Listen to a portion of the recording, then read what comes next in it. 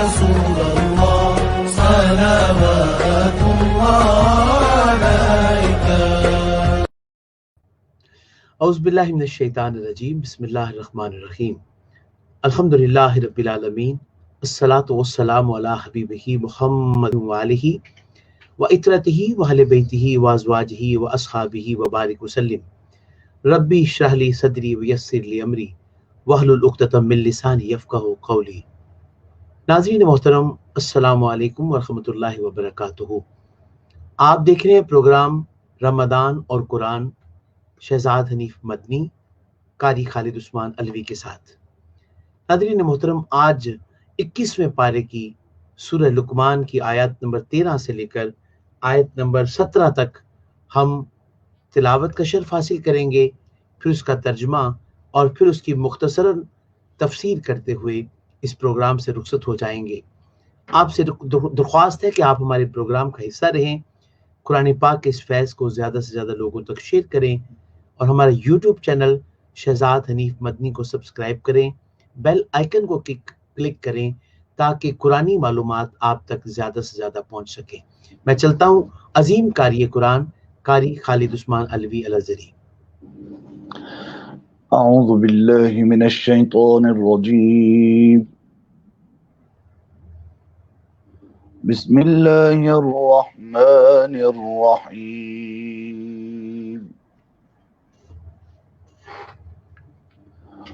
ووصينا الإنسان بوالديه حملته أمه وهنا على وهن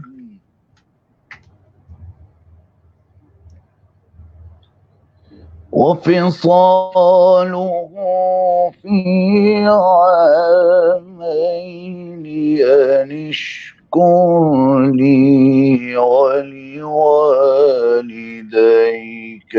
إلي المصير.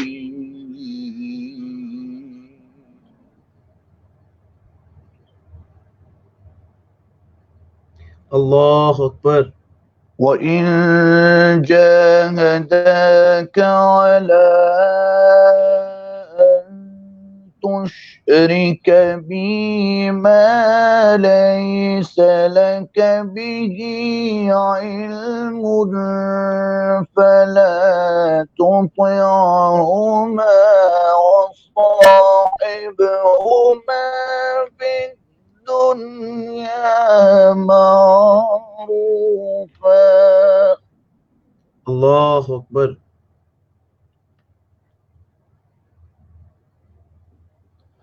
واتبع سبيل من أناب إلي ثم إلي مرجعكم فأنبئكم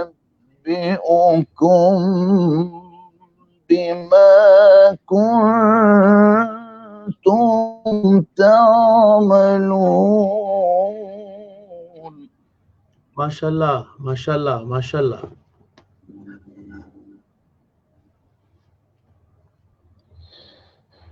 يا بني إنها إن تك مثقال حبة من خردل فتكن في صخرة أو في السماوات أو في الأرض يأت بها الله. ماشاءاللہ ماشاءاللہ ماشاءاللہ. إن الله لطيف خبير.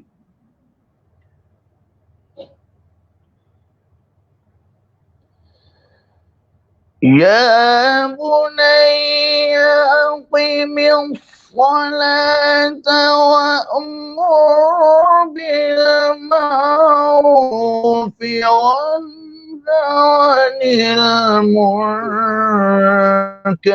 واصبر على ما أصابك إن ذلك من عزم الأمور. اللہ اللہ اکبر اللہ اکبر اللہ اکبر.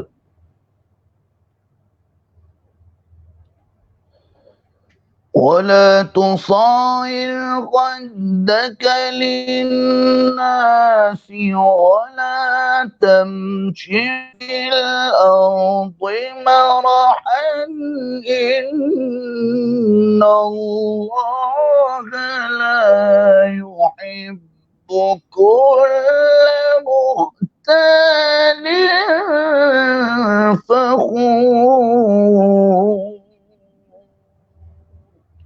اللہ اکبر. ماشاء اللہ ماشاء اللہ. صدق اللہ العظیم. ماشاء اللہ ماشاء اللہ. ناظرین محترم، 21ویں پارے کی سورہ لقمان سے آیت نمبر 13 سے لے کر آیت نمبر 18 تک قاری صاحب نے تلاوت کرنے کا شرف حاصل کیا. بڑی توجہ سے اس کا ترجمہ سماعت فرمائیے گا. اور ہم نے انسان کو اس کے والدین کے بارے میں نیکی کا تاکیدی حکم فرمایا، جسے اس کی ماں تکلیف پر تکلیف کی حالت میں اپنے پیٹ میں برداشت کرتی رہی، اور جس کا دودھ چھوٹنا بھی 2 سال میں ہے. اسے یہ حکم دیا کہ تو میرا بھی شکر ادا کر، اپنے والدین کا بھی شکر ادا کر.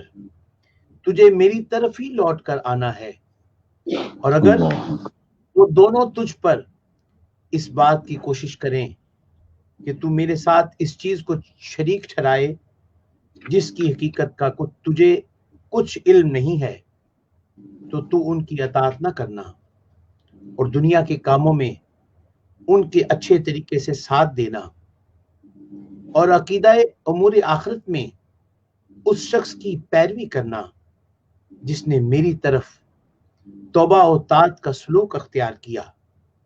پھر میری ہی طرف تمہیں پلٹ کر آنا ہے تو میں تمہیں ان کاموں سے باخبر کر دوں گا جو تم کرتے رہے تھے.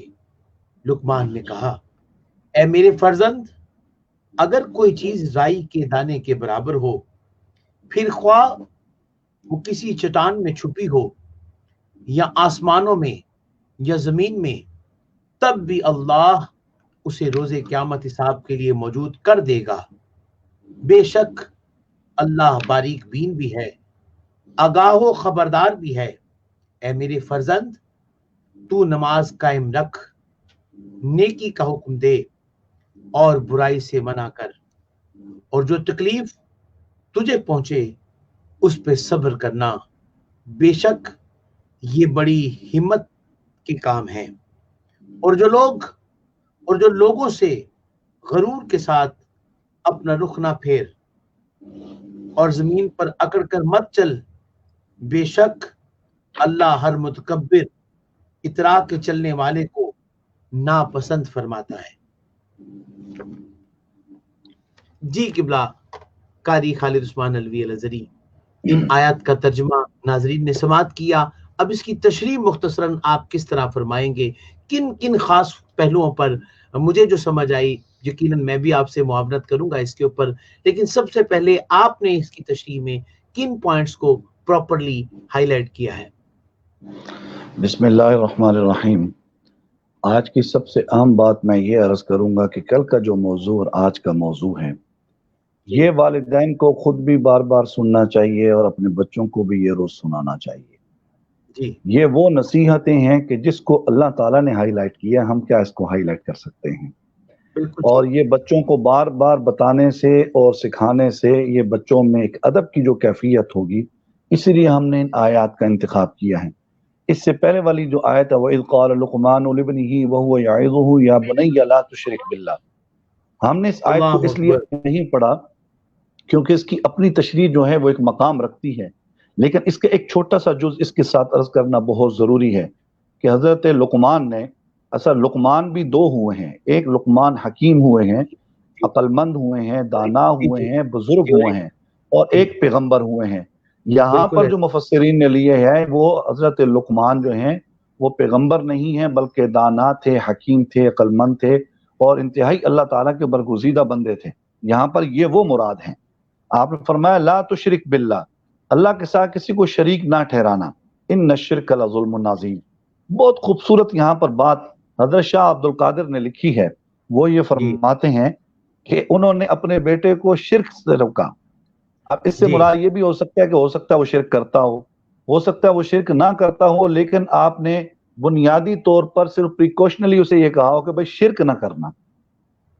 شرک بہت بڑا گناہ ہے، ان الشرک لظلم عظیم، بہت بڑا ظلم ہے۔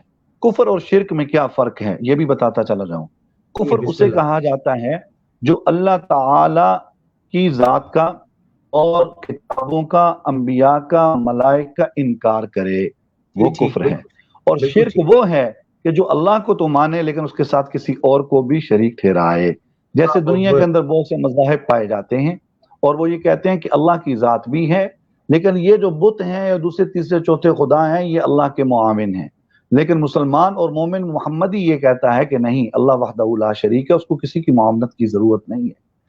یہاں پر جو حضرت شاہ عبد القادر نے ایک بڑی خوبصورت بات لکھی ہے، وہ یہ فرماتے ہیں کہ حضرت لقمان نے اپنے بیٹے کو شرک سے بچنے کا حکم دیا، اللہ تعالیٰ نے اس کے عوض میں یہ حکم نازل فرما دیا کہ تم اپنے والدین کے ساتھ حسن سلوک کرو۔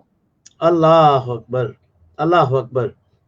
حالانکہ وہ یہ کہہ سکتے تھے کہ تم اپنے والدین کے ساتھ حسن سلوک کرو، لیکن انہوں نے اللہ سے شرک کرنے سے روکا۔ اللہ تعالیٰ نے اس کے عوض میں، اس کے بدلے میں، اس کے نتیجے میں اللہ تعالیٰ نے فرمایا کہ نہیں، تم والدین کے ساتھ حسن، یعنی یہ اس چیز کا ثمر تھا کہ انہوں نے اپنے بیٹے کو اللہ کے شرک سے روکا، اللہ تعالیٰ نے اس کے عوض فرمایا کہ نہیں، تم اپنے والدین کے ساتھ حسن سلوک کرو۔ نبی کریم صلی اللہ علیہ وآلہ وسلم سے کسی شخص نے پوچھا کہ یا رسول اللہ صلی اللہ علیہ وآلہ وسلم، یہ فرمائیے کہ میں کس کے ساتھ نیکی کروں، میں کس کے ساتھ نیکی کروں؟ آپ نے 3 دفعہ فرمایا اپنی ماں کے ساتھ نیکی کرو، اپنی ماں کے ساتھ نیکی کرو، اپنی ماں کے ساتھ نیکی کرو۔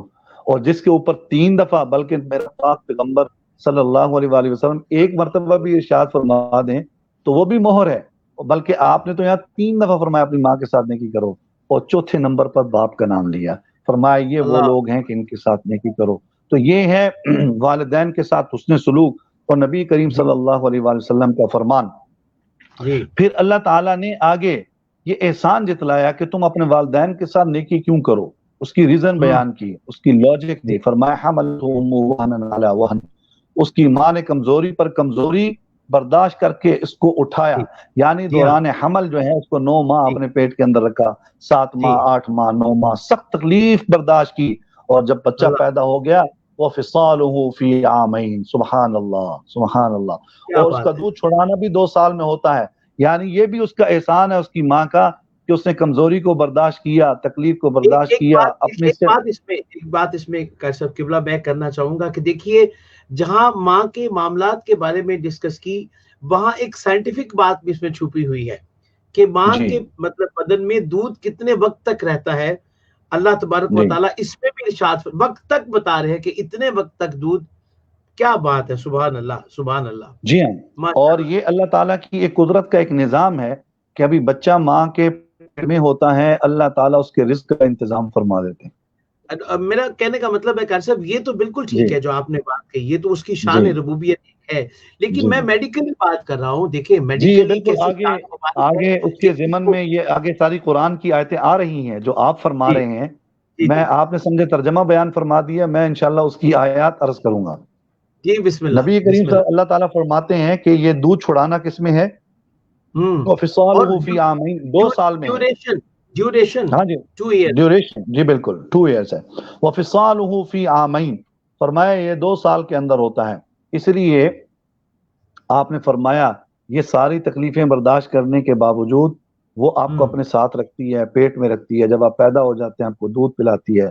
پھر فرمایا فَلَا تَقُلْ لَهُمَا أُفٍّ وَلَا تَنْهَرْهُمَا وَقُلْ لَهُمَا قَوْلًا كَرِيمًا۔ اب تو تھوڑی سی یار تو شرم کر لے، کہ 9 ماہ یا 7 ماہ تو اپنی ماں کے پیٹ میں رہا ہے، کمزوری میں اس نے تجھے اٹھائے رکھا ہے، کمزوری کی حالت میں وہ تجھے دودھ پلاتی رہی ہے، اب تو کم از کم اس کو ہوں یا اف تو نہ کر کم از کم. کیا اور بات ہے، ساتھ کیا میں یہ بات فرمایا وَفِصَالُهُ فِي عَامَيْنِ، یہ دودھ پلانا اور چھڑوانا جو ہے یہ 2 سال کا ہوتا ہے. اور دوسری جگہ فرمایا سورہ بقرہ کے اندر وَالْوَالِدَاتُ يُرْضِعْنَ أَوْلَادَهُنَّ حَوْلَيْنِ كَامِلَيْنِ لِمَنْ اللہ أَرَادَ اکبر، أَنْ يُتِمَّ الرَّضَاعَةَ. یہ جو آپ نے فرمایا ہے، فرمایا اور ماں اپنے بچوں کو پورے 2 سال تک دودھ پلائیں، 2 سال تک دودھ پلائیں. اسی پر واہ، امام اعظم ابو حنیفہ رحمۃ اللہ تعالی علیہ کا فتویٰ ہے کہ 2 سال تک. اور سورہ احقاف میں فرمایا وَحَمْلُهُ وَفِصَالُهُ 30 شَهْرًا، حمل اور دودھ چلانے کی کل مدت 30 ماہ ہے. کیا کہنے، کیا یعنی اس میں اللہ تعالیٰ نے ہر چیز کو بیان فرما دیا. اور واہ یہ جو واہ واہ، ماں باپ کی اتباع ہے اور ان کو اف تک کر نہ پکارنے کی جو ایک اللہ تعالیٰ نے ہمیں تاکید اور تلقین فرمائی ہے، وہ اس لیے فرمائی ہے، مفسرین نے لکھا ہے کہ اس لیے کہ آپ دنیا میں آنے کا، آپ کے دنیا کے اندر آنے کا جو ظاہری اسباب ہیں وہ آپ کے والدین ہیں. اچھا اس میں ایک اور اور یہ بڑا سارا خوبصورت پروسیس نقطہ ہے ہے. جی، اس میں ایک اور بڑا جی جی اچھا نقطہ ہے کہ اللہ تبارک و تعالیٰ ریلائز کروا رہے ہیں بندے کو.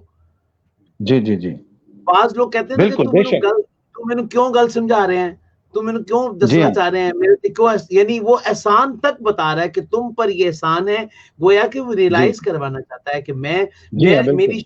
میری شان تو وراء الورا ہے، لیکن میں تمہیں جن کا ادب اور احترام کے لیے کہہ رہا ہوں انہوں نے تمہارے لیے یہ پریشانیاں اٹھائی ہیں.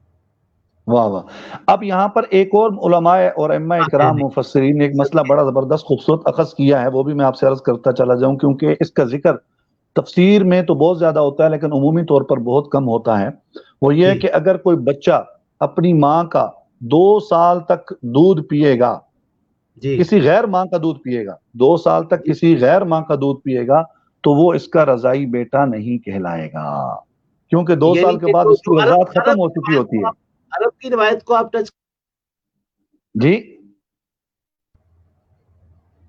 آکاش جی صاحب کیا کی میری فرما. آواز جی جی میری بالکل آ رہی ہے. جی جی عرب کی روایت جو ہے اس کا اس میں حصہ بیان کیا آپ نے. نہیں یہ رضائی تو مسئلہ تو شریعت کا مسئلہ ہے نا، لیکن عربوں میں یہ رواج آج بھی ہے، پہلے بھی تھا. جیسے نبی کریم صلی اللہ علیہ وسلم ولادت کے بعد حضرت سیدہ حلیمہ سعدیہ رضی اللہ تعالیٰ عنہ کے پاس چلے گئے تھے، تو آپ کی جو بہن تھی حضرت شیمہ وہ آپ کی کیا کہلائیں؟ رضائی بہن بھائی کہلائیں، بہن، کیونکہ بالکل آپ ایسے. نے دوسری ماں کا دودھ پیا. لیکن علماء نے یہ کیا کہ اگر کوئی بچہ 2 سال کی عمر کے بعد کسی غیر ماں کا دودھ پیے گا، 2 سال کی عمر کے بعد اچھا اگر وہ کسی غیر ماں کا، ہاں 2 سال پروسیس کی کو عمر کے بعد ٹھیک غیر ہے. ماں کا دودھ پیے گا تو وہ اس کا رضائی بیٹا نہیں کہلائے گا، اور اس کے بچے اس کیا کے رضائی بہن بھائی نہیں کہلائیں گے. تو کیا بات اس پہ ایک یہ مسئلہ یہ بھی آج ہمیں پتہ چلا کہ بچے کی پیدائش کے بعد ہے جی. اگر ماں اتنی زیادہ کمزور ہے، خدا نخواستہ اس کی موت واقع ہو سکتی ہے، اس کی بیماری بڑھ سکتی ہے، تو کوئی اور دودھ بھی پلا سکتی ہے. دیکھ لیجئے یہ اللہ تعالیٰ نے حقوق بیان کیے ہیں. اور آج دنیا کے اندر حقوق نسواں کے لیے، حقوق خواتین کے لیے پوری دنیا کے اندر شور مچایا جاتا ہے.